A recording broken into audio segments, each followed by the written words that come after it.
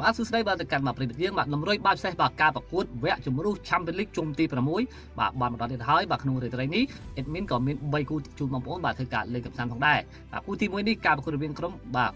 Brush បាទទទួលក្រុមកំភ្លើងធំ Arsenal បាទ Arsenal បាទឈរលេខ1លើកំពូលតារាងទៅហើយបាទមាន15ពិន្ទុពេញអត់ទាន់ចាញ់ទេហើយជំនេះប៉ះជំនុំប្រលេងក្រៅដីត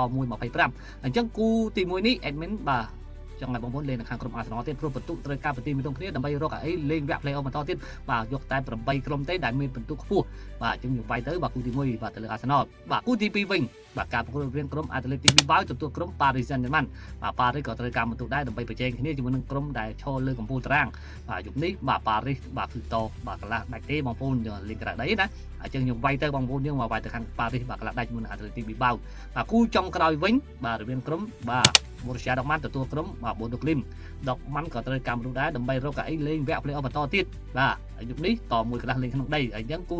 ទី3នេះក៏អេមានសង្ឃឹមថា Dortmund នឹងឈ្នះដែរបងប្អូនបាទយើងវាយទៅបាទគូទី3ចុងក្រោយបាទអេមាន3គូនេះជូនបងប្អូនលេងកំសាន្តបងប្អូនក៏អាចសម្រេចចិត្តយកទៅឆ្នៃដូចខ្លួនឯងហើយបងប្អូនដែលចង់បាន tip បាល់ជាបាទគូបាល់ជាច្រើនទៀតក៏អាចចូលរួមជាមួយក្រុមបាល់បាទគ្រាន់តែចូលទៅកាន់ Telegram នៅក្នុង bio TikTok របស់ admin តែប៉ុណ្ណោះអរគុណជួបបងប្អូនសម្លាងល្អទាំងអស់គ្នាកុំភ្លេចចុច follow TikTok admin ម្នាក់មួយផង